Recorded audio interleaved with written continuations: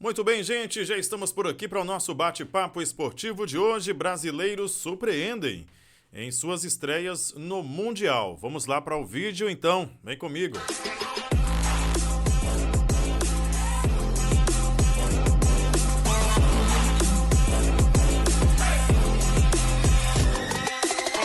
Vanderlei Souza.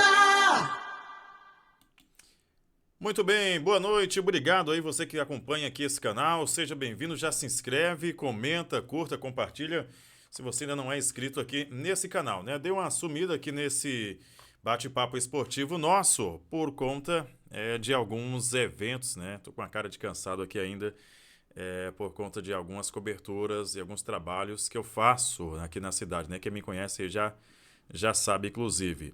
Mas nós estamos juntos por aqui para levar até você aí, portanto, um pouco de informação e um bate-papo aqui leve e bem descontraído sobre futebol. Você sabe que começou o Mundial de Clubes, né? O Mundial de Clubes da FIFA está rolando, acontece lá nos Estados Unidos, uma espécie de Copa do Mundo, só que com clubes, né? Ao invés de seleções como a gente está habituado a acompanhar, né? E nós percebemos, inclusive, um bom desempenho, né? As equipes brasileiras, principalmente falando sul-americana, mas vamos focar no Brasil, né? Falar sobre as equipes brasileiras que iniciaram muito bem.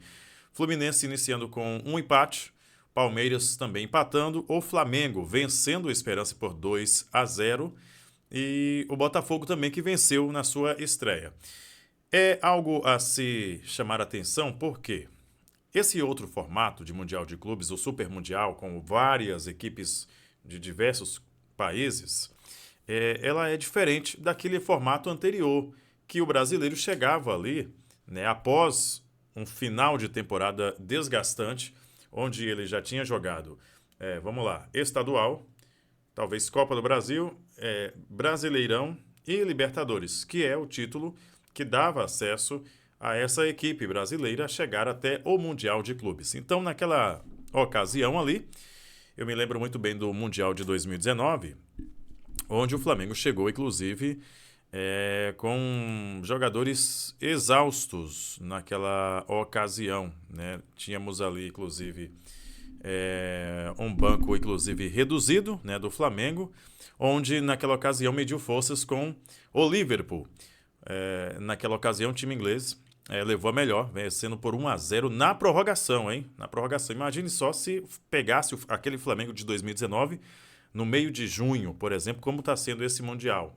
Mas, enfim, é caso passado e agora a gente está vendo aí que, de fato, as equipes brasileiras têm sim capacidade de brigar, de disputar com outras equipes do continente europeu, né? Equipes da Europa, em alto nível ali, pau a pau, né? Mano a mano, trocando ali ataques, né, durante as partidas. O Flamengo não tomou conhecimento do Esperança, a verdade é essa. Estreou ontem muito bem, gol do Arrascaeta e também do Felipe Araújo. Né, fez uma boa partida, inclusive. Poderia ter feito mais gols, seria importante ter um saldo de gol positivo, né, para iniciar bem e também para ter esse... o Flamengo é líder do grupo hoje por conta de cartão amarelo. Né, o Chelsea tomou 2 cartões, o Flamengo teve um cartão aplicado, se eu não me engano foi para o Gerson, eu não estou bem lembrado aqui qual foi o jogador do Flamengo que tomou um cartão amarelo ontem. Mas a verdade é que nós estamos vendo um outro formato de Mundial, né? Em que o time brasileiro chega sem aquela pressão de se eu não ganhar esse aqui, eu estou fora. Se eu não perder esse aqui, eu vou embora. Se eu perder esse jogo aqui, eu vou embora. Então, tem um pouco mais de calma, né?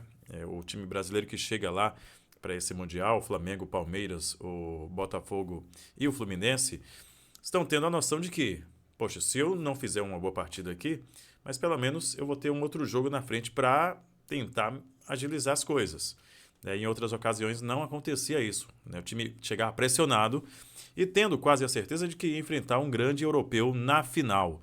E isso, claro, que dava ali aquela sensação de tudo ou nada. Vamos lá para o jogo, e aí acabava fazendo um jogo talvez não muito bom, exceto também que alguns times do Brasil, no caso Flamengo e Palmeiras, melhoraram o seu poderio de financeiro E isso fez com que também elevasse o nível dos atletas que estão nessas equipes. No caso do Flamengo mesmo, tem jogadores que até poucos dias estavam atuando na Champions League.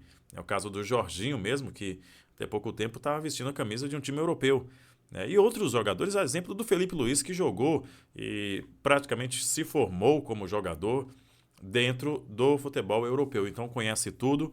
E os treinadores também, né, tanto do Palmeiras, do Botafogo, são treinadores já tarimbados. Renato Gaúcho também, a gente pode dizer, mas inferior, eu acredito, em relação aos outros treinadores, né? O Renato não teve uma carreira, não treinou fora do Brasil ainda. Felipe Luiz também não, mas é aquele jogador que foi formado lá e sabe tudo hoje da metodologia dos europeus. Mas a gente separou aqui um trecho do Felipe Luiz, né, falando, inclusive, deixa eu ver se eu já tenho aqui, o Felipe Luiz que vai falar sobre o jogo do Flamengo, né, nessa estreia no Super Mundial de Clubes. Inclusive, uma belíssima estreia do jogador Jorginho. Que jogador, né, esse tal de Jorginho. Vamos lá, então. Coletiva de Felipe Luiz. Titular. E o Wesley talvez não esteja no seu melhor momento. A gente pode entender que o Varela agora assume de volta a titularidade. Ele está na frente, na fila ali, pela lateral direita? Não, nada disso. Foi uma escolha pura e unicamente pela característica do jogador que eu queria, pelo plano de jogo que tínhamos em mente. O Wesley está muito bem, vem da seleção, treinou muito bem, mas eu, segundo estudei, eu achei que fosse mais um jogo pro Varela, tanto pela qualidade e característica do número 11 deles, né, que jogava na ponta aberta, e também pela forma que eu queria que o time atacasse. Para mim o Varela encaixava melhor nesse perfil. Então, foi uma escolha unicamente pelo plano de jogo. Boa noite, Sidney Marinho, da Litoral News, parabéns pela vitória. O time do Flamengo teve um comportamento, né, bastante interessante, dominando o jogo, sendo muito pouco atacado pela equipe adversária. Se a gente for pensar em número de jogos, desde aquela partida contra o Botafogo da Paraíba, pela Copa do Brasil, a tua equipe não é vazada. Como é que você se sente? Queria, né, ter o sentimento geral com relação a essa estreia, a forma pela qual o time atuou.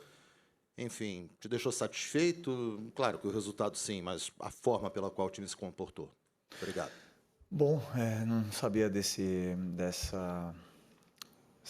dado, né, que você falou. Isso demonstra bastante a qualidade defensiva individual que tem os jogadores que entram no campo, que estão num grande momento, a qualidade da linha defensiva também, dos volantes, e do esforço coletivo em todos defenderem, né? A gente viu hoje um comportamento, Pedro e Arrasca voltando até a linha da área para defender, e é o que eu peço para eles, e eles fazem. E isso se traduz muitas vezes em dar poucas oportunidades de gols para o adversário. Então, esse é o caminho, sempre falei. Para mim, o ataque é muito importante, o ataque ganha jogos, mas para mim a defesa ganha campeonatos. Então temos que continuar insistindo, seguindo nessa linha. Sem nenhuma dúvida, o próximo jogo nos vai exigir muito mais nesse sentido, né, da nossa defesa. Felipe, boa noite. Marcelo Correia, da TV Globo. A gente viu você elogiando a movimentação do Pedro agora. A gente sabe que você cobra muito isso de todos os jogadores, e ele tem claramente feito um esforço enorme para conseguir acompanhar esse ritmo de pressão que você exige, mas ele, tecnicamente, ainda não está conseguindo entregar do jeito que a torcida tem na cabeça a memória do que ele pode fazer. O que você acha que está acontecendo com o Pedro especificamente? É a adaptação ao sistema ou é realmente o recondicionamento fora de ritmo, dele, né, irmão? técnico e físico, depois de uma paralisação tão grande? O Pedro, a parte técnica, o refino com bola, todo jogador oscila, né? Ele não está tão fino como talvez ele, como você mesmo falou, a torcida reconhece. Mas é um jogador que sabemos que mais cedo ou mais tarde vai voltar a ter a sua plena forma e nos vai ajudar muito. E aí já nos está ajudando, né? Então sempre que tem jogado, vem fazendo todos os movimentos e a função que ele está desempenhando é o que a equipe precisa, e conforme forem passando mais tempo, eu acredito que ele vá pegando mais ritmo, tanto de jogo como de treinamentos, porque nunca é fácil voltar de uma lesão onde você fica 7 meses sem jogar. E é uma coisa natural e só depende agora dele ter esses minutos aí no campo, tanto em treinamento como em jogos, para poder voltar a ser o Pedro que conhecemos.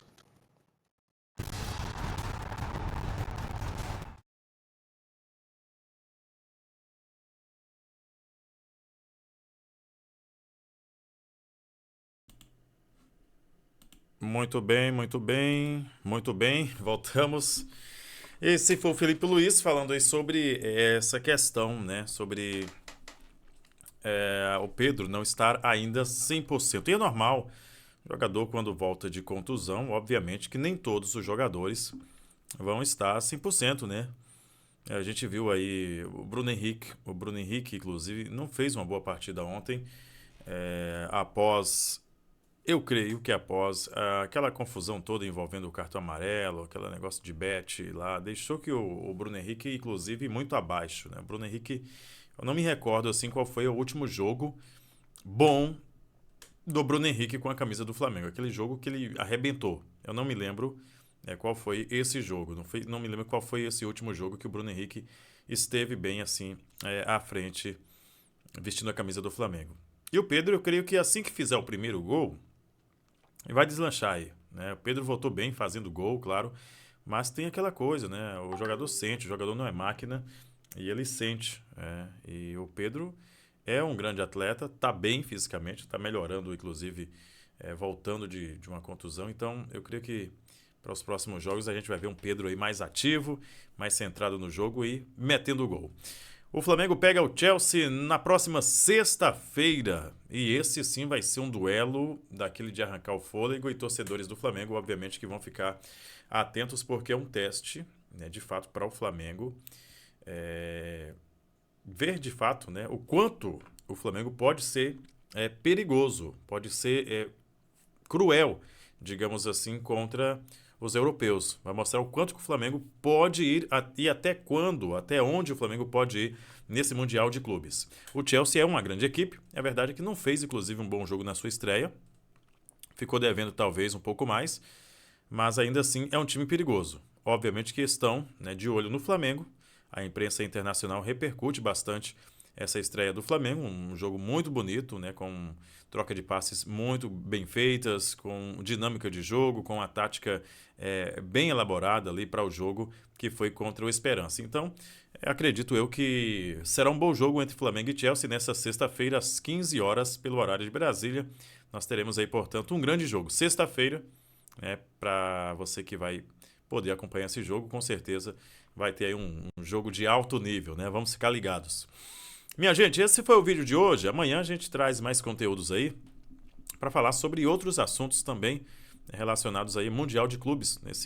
Eu tô gostando muito, não sei você aí, comenta aí se você tá gostando, né, desse Mundial de Clubes, Super Mundial de Clubes, onde a gente está tendo a oportunidade de ver jogos aí que a gente não via, né, não poderia ver assim tão facilmente. E estamos assistindo aí grandes jogos e muito bons duelos. E a gente vai ver muito mais aí.